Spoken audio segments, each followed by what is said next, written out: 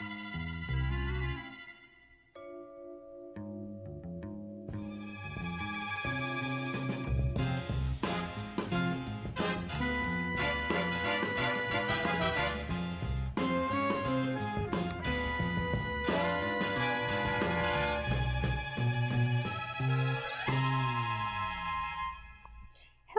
I would like to begin this course by talking about what for most of you will be a review, but I want to talk about graphing and the Cartesian coordinate system.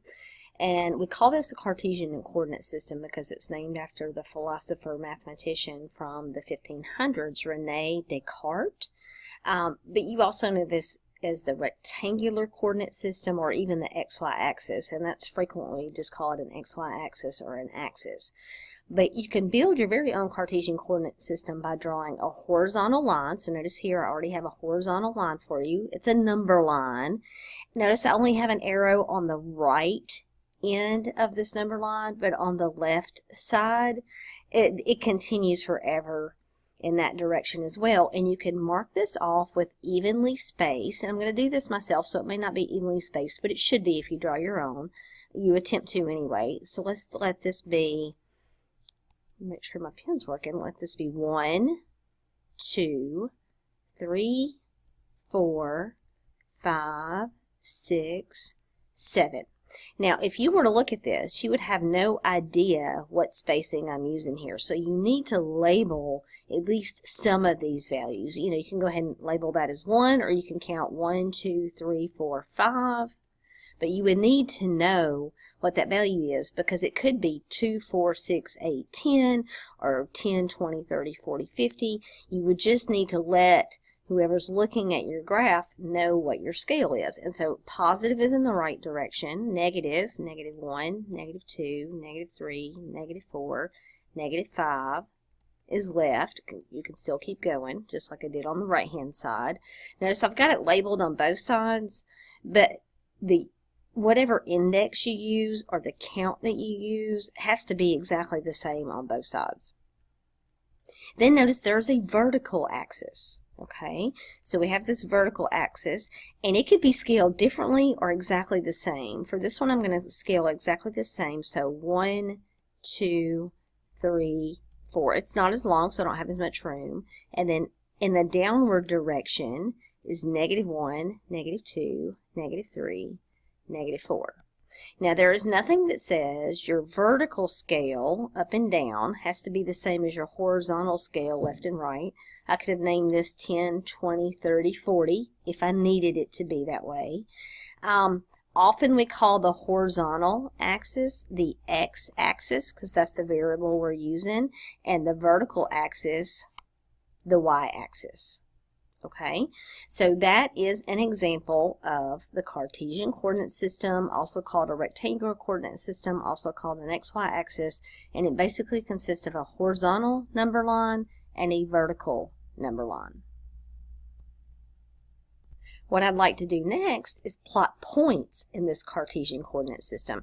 Now, if I want to locate any particular value over here on the Cartesian coordinate system, I don't need just one number. I need two numbers. I need an x value and a y value to plot the points. So that gives me something called an ordered pair. Okay, so x comes first and then y always. And again, I'm calling this an ordered, can't read that, an ordered pair. Okay, so let's label the first ordered pair that we've got listed here 3, 5. So what I want you to do in your mind is start at the origin. That's the center of your graph, also known as 0, 0. Now the first value is x, which means I go in the positive direction because it's a positive 3 to the right. So I go over 3, 1, 2, 3. Now I don't put a mark there because I'm not finished. The 5 is in the positive y direction, so in this case I count up 5. 1, 2, 3, 4, 5. Be sure not to count where you originally start, so again I start at the origin. I go right 3, so don't count where you are. 1, 2, 3, and then I go up 5. 1, 2, 3, 4, 5. And I could label this as point A, or I could go back and label the point 3, 5. but it is a good idea to label these as you go through. Okay, so the next point I have is -4, 7. So again, let's visually start in the center. Don't put a mark there. Start at the center of the origin. Now the x value, which is left and right, is -4. So I count left 4, 1, 2, 3, and there's -4. I don't put my mark there until I'm finished, and I go up 7 because that's a positive 7, and that will be right here. Okay, so notice again, -4 this way and 7 this way, and that intersects right there. So I can label that as B, or I could say, hey, that's the point -4, 7, and put that on my graph. For C, the point 0, 6, so I'm going to go right or left 0. Well, that's nowhere, so I don't go right or left at all, and I go upward because it's positive 6. So this is the point 0, 6, or I could label that my C value. And finally, in red, my last point, -9, 0. Notice the x is -9 and the y value is 0. So x is -9, which means I go to the left to -9. That's here. I don't put a mark there until I'm finished. The y value is 0, which actually means I don't go up or down. So it turns out I do put a mark at that point. And again, I could label that D, or I could label that -9, 0. So hopefully you're capable of, I give you a point and you put it on the graph. What if I did the opposite? What if I labeled this point right over here? And I ask you to label the orange one. So you take a minute and visually look to see what that's going to be. What is the x value? It comes first. What is the y value? It comes second. So notice x along this way is right here at 8. So the x value is 8.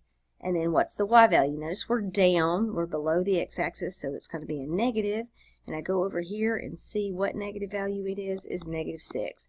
Another way you could do this is kind of make a rectangle. You go up to 8, down to -6, and always remember you do your x value first and your y value second. So 8, -6 is the orange point. All right, so now we're supposed to graph the equation in 2 variables. Now what I mean by an equation in 2 variables is look at the example I gave you, y equals 2x minus 5. Notice it's an equation because it's got an equal sign in it, and it is in 2 variables. It's got a y value and an x value.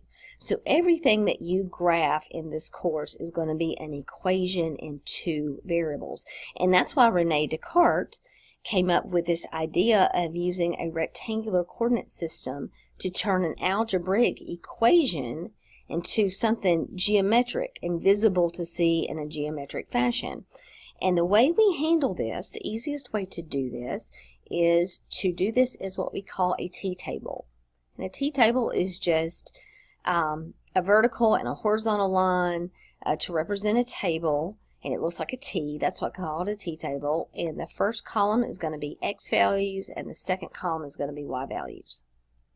Now, as you get more experienced in your graphing, you will have a good idea of what to substitute in for your X values or your Y values.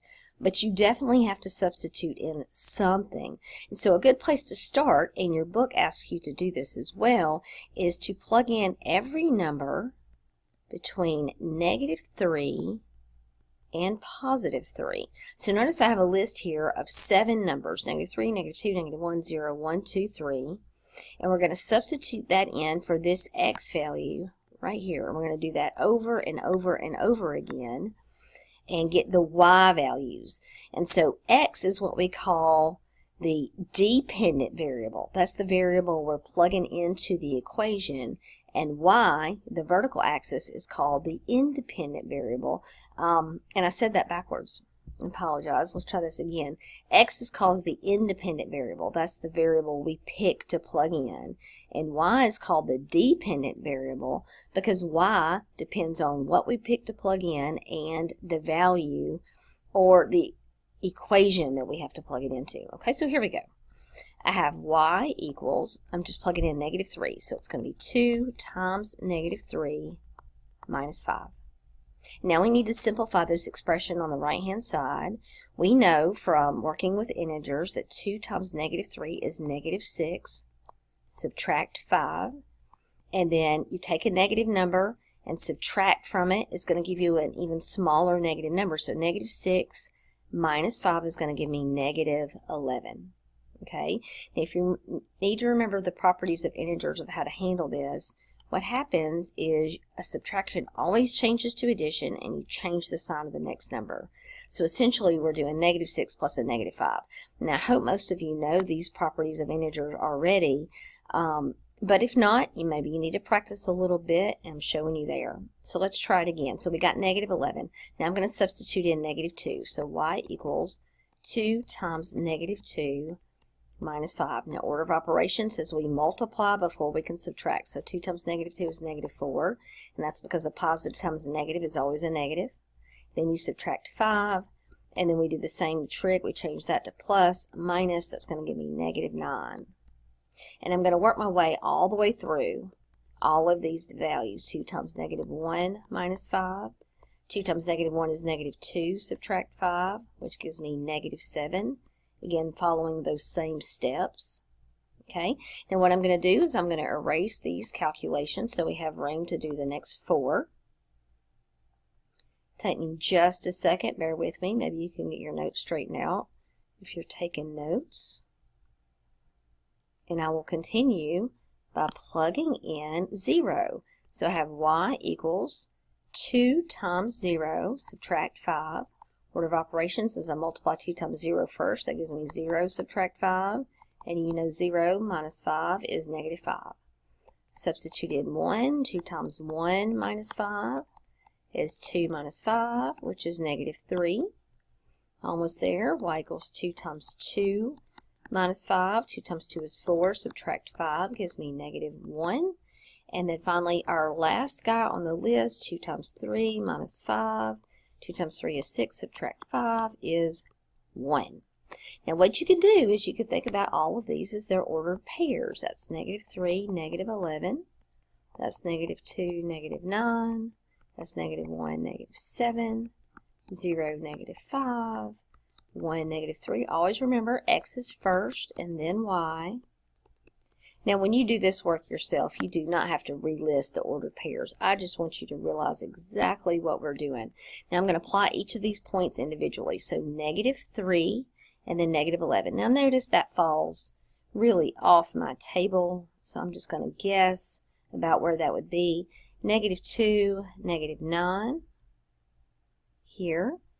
Negative 1, negative 7, so I go over left, negative 1, and then down 7, which is negative 7, 0, negative 5. I don't go right or left at all, and I go down 5. Then notice 1, negative 3. This is making what appears to be a straight line. 2, negative 1, and finally 3, 1. If I connect these dots, that is going to give me a straight line that extends forever in both directions. So if you were asked to list all of these solutions of y equals 2x minus 5, it would be impossible. We have a list of 7 different solutions written as ordered pairs in red here, but now you can graph all the solutions and tell exactly what the solutions are. Anything on this line is a solution to this equation. And so Rene Descartes had some good ideas going on to translate this algebra into geometry by using a rectangular coordinate system. One more thing I want to point out to you. Notice this. This is x to the first power, and this is y to the first power. Anytime you have an equation that has no square roots, no absolute value, just basic multiplication, addition, subtraction, and your x and y are to the first power, you are always going to have a straight line.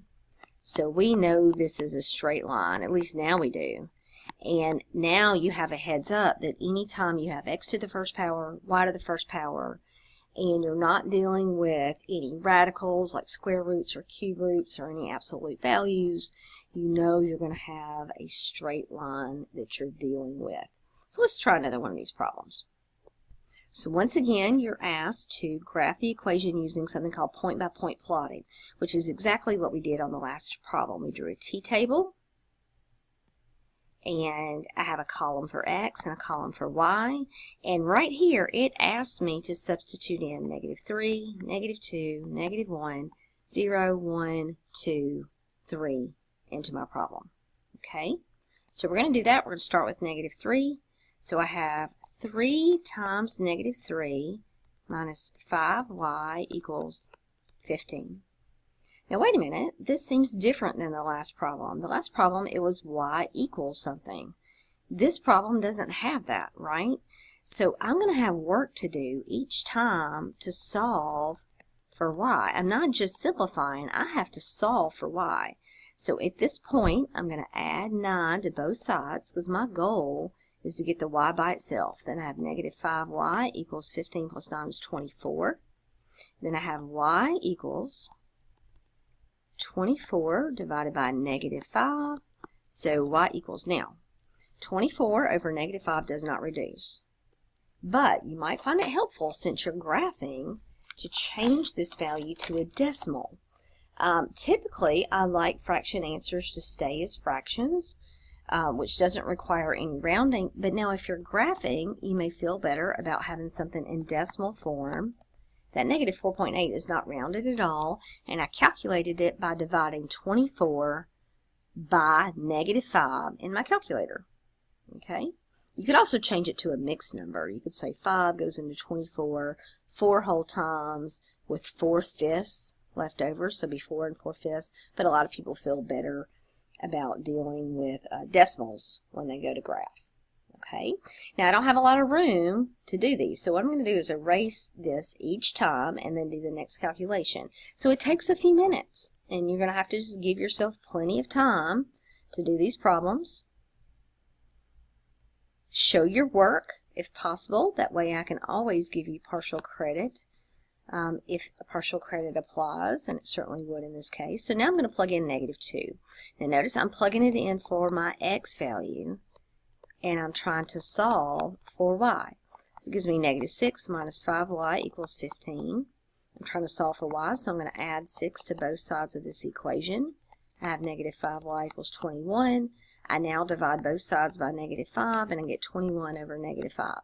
Once again, I have a fraction that maybe you don't want to deal with, so 21 divided by -5 is -4.2. That's not rounded at all, that's an exact value. Although if we needed to round, we would round to the 10th place because my graph can't get any more accurate than that. And then down below, I'm going to plug in -1. So I have 3 times -1 minus 5y equals 15. That's -3. Subtract 5y to get 15. I'm going to add 3 to both sides. So that gives me -5y equals 18. And then I'm going to divide by -5. So it's 18 divided by -5. My calculator tells me that is -3.6. So you see the drill, you see how this is working out. I'm going to erase for the space and then substitute in 0, and then finally 1, 2, and 3. Let's keep going. So 3 times 0 for my x value minus 5y equals 15. That gives me -5y equals 15. I divide both sides by -5, get 15 over -5. Wow, finally I got a whole number. 15 divided by -5 is -3. And then in blue, so because I'm getting crunched up here, I'm going to plug in 1. 3 times 1 minus 5y equals 15. That's 3 minus 5y equals 15. I'm going to subtract 3 over.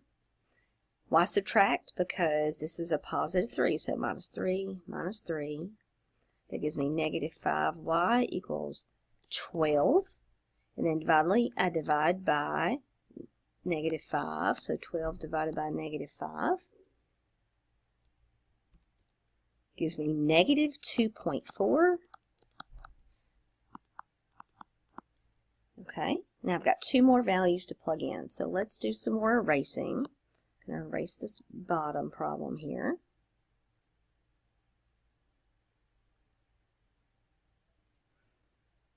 And let's do this in an entirely different color. How about green?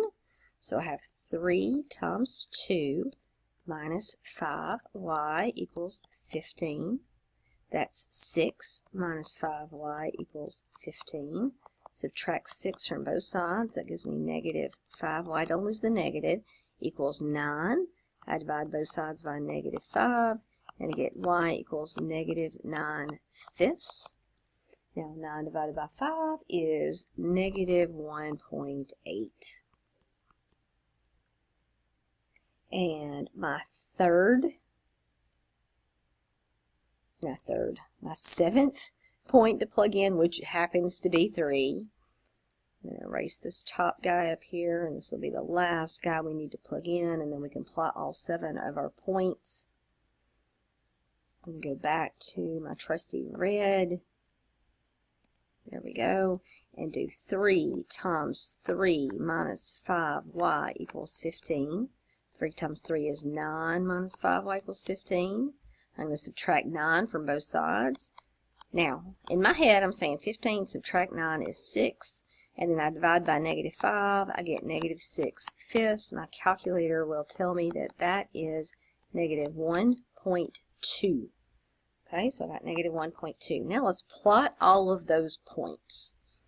So I'm going to estimate it the best I can. Okay, so let's do a little thicker for our point negative 3. Okay, and negative 4.8. So notice they're both negative. Negative 3, negative. Here's negative 5 right here. So negative 4.8 about there. Now negative 2, negative 4.2. Okay, negative 1, negative 3.6. So here's negative 3, 3.6, a little over halfway down. Uh-oh, put that in the wrong spot. There we go, that's better. Now I need to erase that dot we have right there on the y-axis. There we go. All right, and then I've got 0, negative 3. And I've got 1, negative 2.4. I put that in the wrong place as well. Getting off my game a little bit here, I apologize. How about 1, negative 2, and then a little extra 0.4. There we go. And then 2, negative 1.8. See, here's negative 1 and negative 1.8. It's closer to negative 2. And then 3, my points disappeared. 3, negative 1.2. So here's negative 1 and then a little extra there. So my points, although they look a little curvy there, create a straight line. How do I know that in the first place? Remember, we said if there's no square roots, no absolute values, something very basic, just addition, subtraction, multiplication, division, and my x and y are to the first power, that's going to give me a straight line, and that's exactly what I have. Okay, so I hope you'll join me for the next video, part 2, and we will wrap up section 1.1, which is really an introduction to graphing.